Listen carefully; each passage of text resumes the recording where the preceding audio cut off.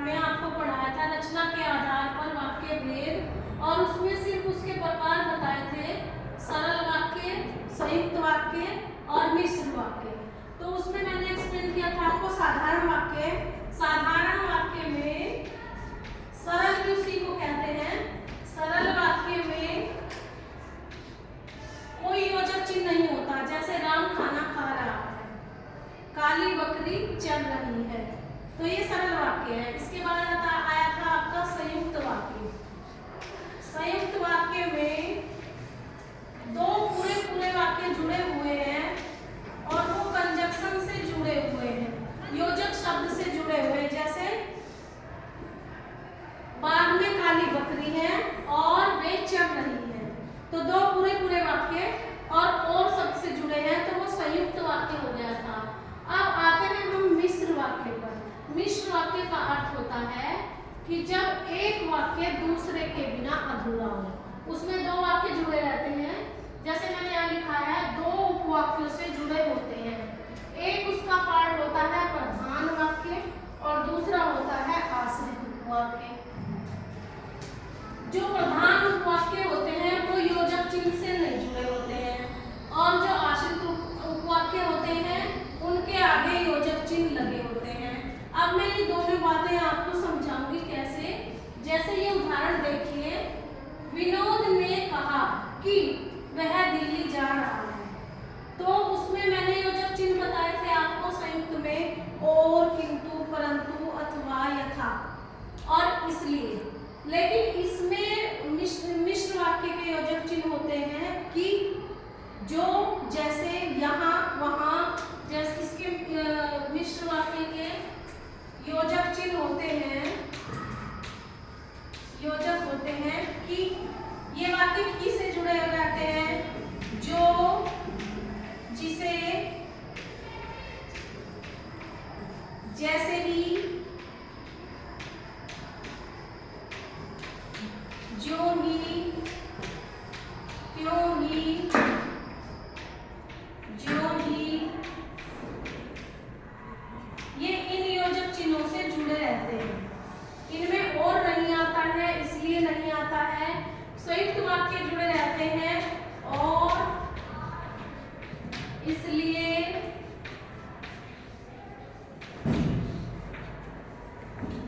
किंतु,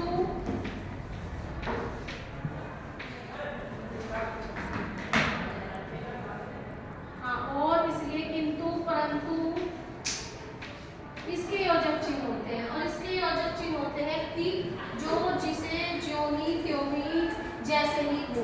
तो इसमें आया विनोद ने कहा कि वह दिल्ली जा रहा है। अब इसमें मिश्र वाक्य कैसे पहचानोगे?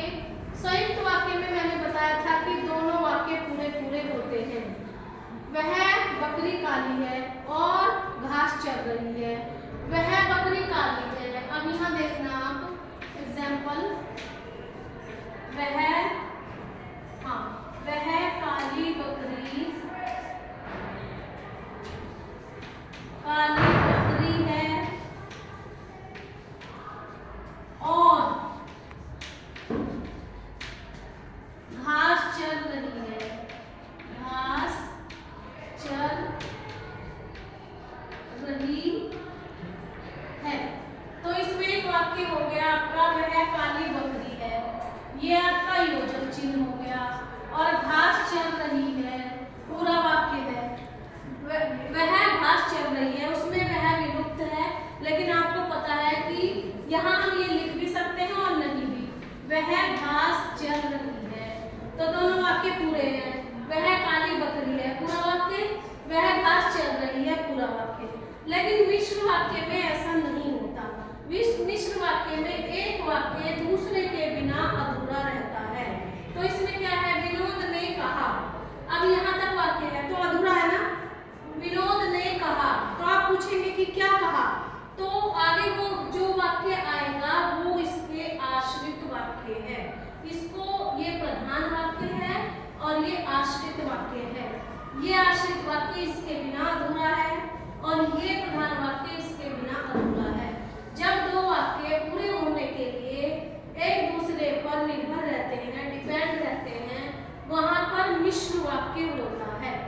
और दूसरा है, मैंने उदाहरण दिया, जो लड़का कमरे में बैठा है, तो अधूरा है ना। जो लड़का अगर हम ये लिखे लड़का कमरे में बैठा है तो पूरा है, लेकिन हमने इसे अधूरा बनाने के लिए इसमें यहाँ योजक चिन्ह जोड़ दिया, जो लड़का कमरे में बैठा है। तो ये वाक्य अधूरा हो गया। तो क्या, कौन है वो, कैसा है, कहाँ है, क्यों है? तो उसका आंसर आगे है, वह मेरा मित्र है। तो दो वाक्य हैं, दो वाक्य में से एक आश्रित उपवाक्य है और एक प्रधान उपवाक्य है। प्रधान उपवाक्य को मुख्य वाक्य भी कहते हैं। तो एक आश्रित उपवाक्य, एक प्रधान उपवाक्य जो एक दूसरे के बिना अधूरे हैं, वो मिश्र वाक्य कहलाते हैं। यहाँ तक आपको समझ में आ गया होगा। मैंने यहाँ पे मतलब बताया था आपको, जो है ना, तो ये जो कंजक्शन लगा है, और ये क्यों लगा है, इसको पूरा करने के लिए।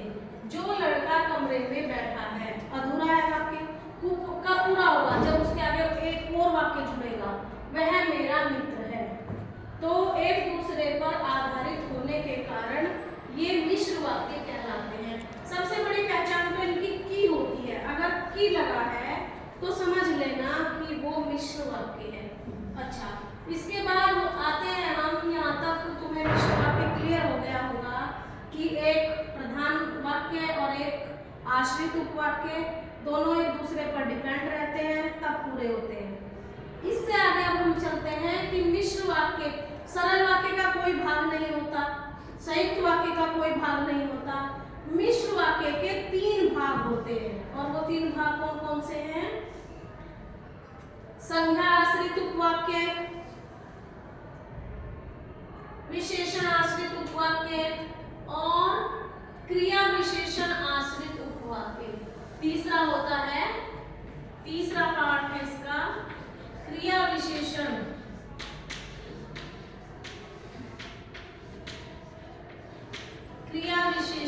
आश्रित उपवाक्य। आश्रित उपवाक्य।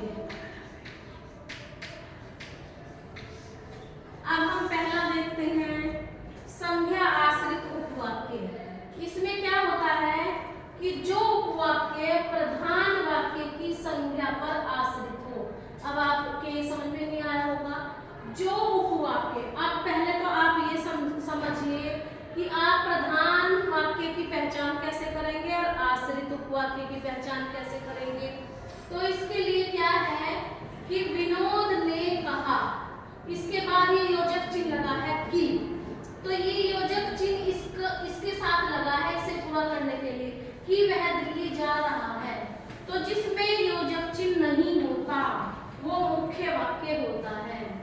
दूसरे में क्या है, जो लड़का कमरे में बैठा है, तो मैंने अभी समझाया था कि जिसमें योजक चिन्ह लगा है वो आश्रित उपवाक्य है, और जिसमें योजक चिन्ह नहीं लगा है वो मुख्य वाक्य है। तो यहाँ से शुरू हुआ तो ये आश्रित उपवाक्य, इसमें जो स्टार्टिंग में ही लगा है तो ये आश्रित उपवाक्य। आपको कैसे पहचान करनी पड़ेगी इसकी, आश्रित उपवाक्य। इसकी पहचान आप कैसे करेंगे, जहां योजक चिन्ह से शुरू होता है आगे का वो है आश्रित उपवाक्य, और जो योजक चिन्ह के बिना शुरू होता है वो है मुख्य वाक्य। इसमें मुख्य वाक्य क्या है, विनोद ने कहा, आगे योजक चिन्ह से शुरू होता है तो इसलिए ये आश्रित उपवाक्य है। इसमें स्टार्टिंग में ही जो लड़का कमरे में बैठा है योजक चिन्ह से शुरू होता है तो ये आश्रित उपवाक्य है, वह मेरा मित्र है।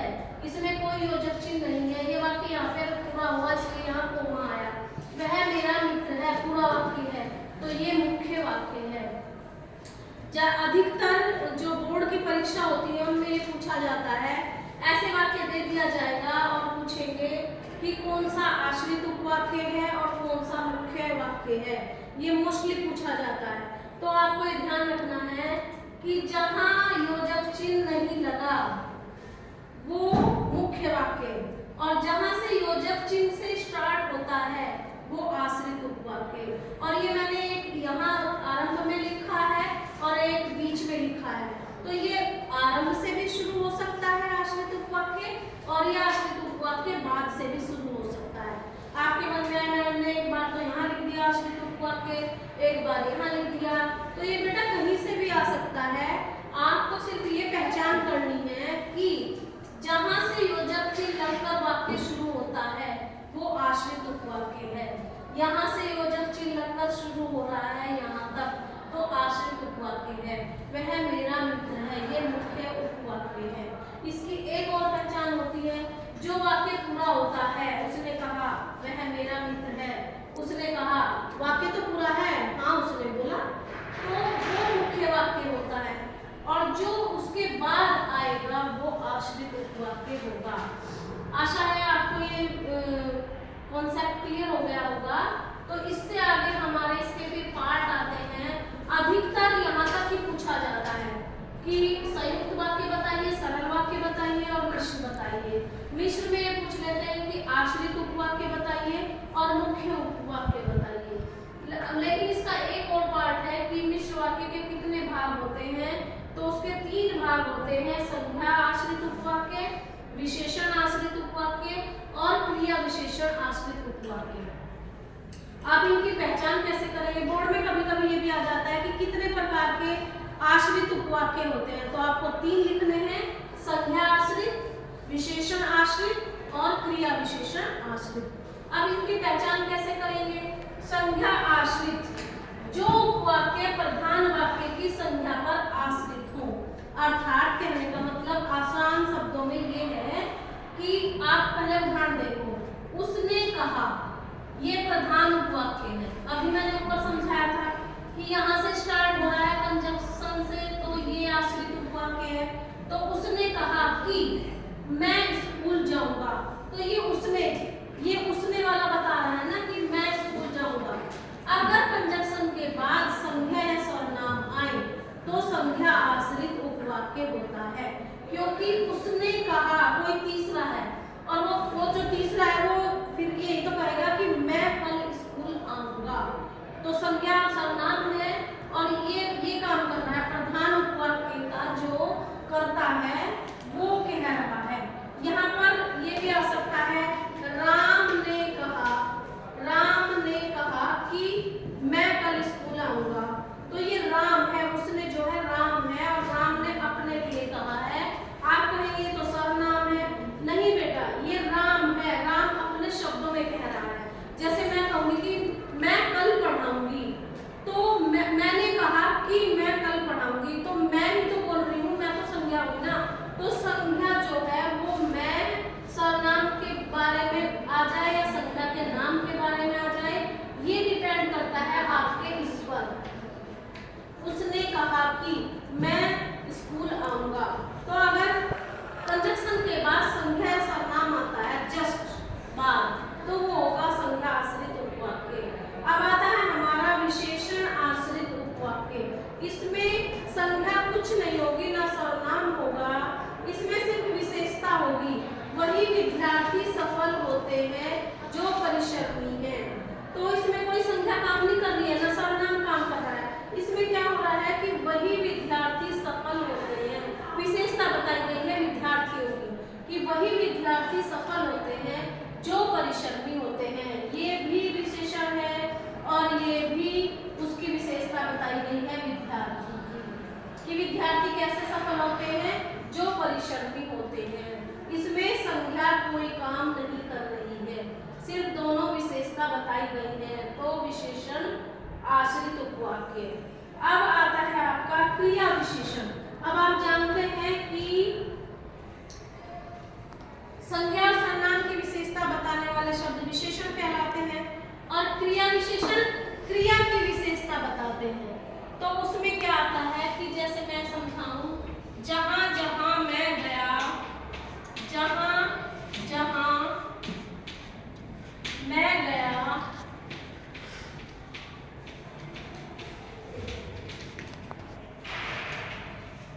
वहीं वह आया। तो इसमें क्या है कि जहां जहां मैं गया, ये क्रिया है हमारी गया, तो क्रिया की विशेषता क्या है, जहां जहां।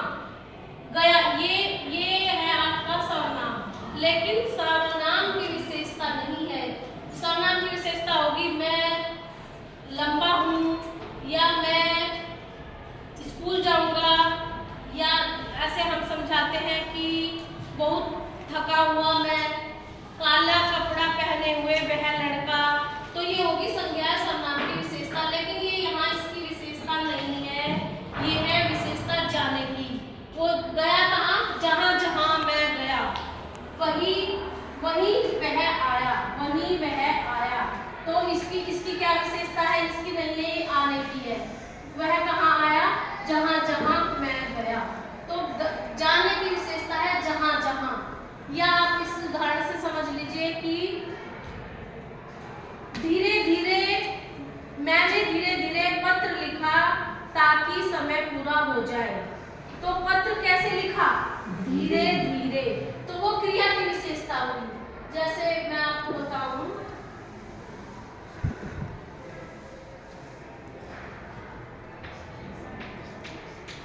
मैंने धीरे धीरे पत्र लिखा, धीरे धीरे पत्र लिखा ताकि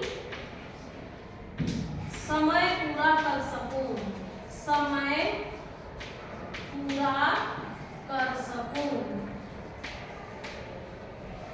अब आप देखिए, मैंने धीरे धीरे पत्र लिखा, ताकि से जुड़ा है तो ये मिश्र वाक्य है। लेकिन यहाँ पर मैंने की विशेषता नहीं है, यहाँ है पत्र कैसे लिखा, क्रिया है लिखना, कैसे लिखी? धीरे धीरे, है ना? ये है लिखना, और लिखने की विशेषता है धीरे धीरे। यहाँ पर विशेषता थी वही विद्यार्थी सफल होते हैं, यहाँ विद्यार्थी की विशेषता थी। कैसे विद्यार्थी सफल होते हैं? जो परिश्रमी होते हैं। लेकिन यहाँ क्रिया की विशेषता है, मैंने धीरे धीरे पत्र लिखा। कैसे पत्र लिखा? धीरे धीरे। इसलिए ये है क्रिया विशेषण, ताकि समय पूरा कर सकूं। इसलिए मैंने धीरे धीरे पत्र लिखा कि मेरे पास बहुत समय था, उसको मैं पूरा कर सकूं। तो मेरी विशेषता नहीं है बेटा, ये है सर्वनाम। और सर्वनाम की विशेषता होगी कि पीछे बैठे हुए मैंने धीरे धीरे पत्र लिखा। पत्र कैसे लिखा? धीरे धीरे। इसलिए ये क्रिया विशेषण आश्रित उपवाक्य है। आप इस वीडियो को कई बार देखेंगे तो आपको समझ में आएगा धीरे धीरे। और जहाँ तक मैं समझती हूँ कि अब तक जो मैंने देखा है, आपसे ये पूछा जाता है कि आश्रित उपवाक्य कौन सा है और मुख्य उपवाक्य कौन सा है। तो यहाँ पर भी देखिए, मैंने धीरे धीरे पत्र लिखा, ये आपका मुख्य उपवाक्य है। क्यों? क्योंकि इसके बाद कंजक्शन आया है। जहाँ से कंजक्शन शुरू होता है ये हो जाता है आपका आश्रित उपवाक्य, आश्रित उपवाक्य। और ये आपका हो जाता है प्रधान वाक्य।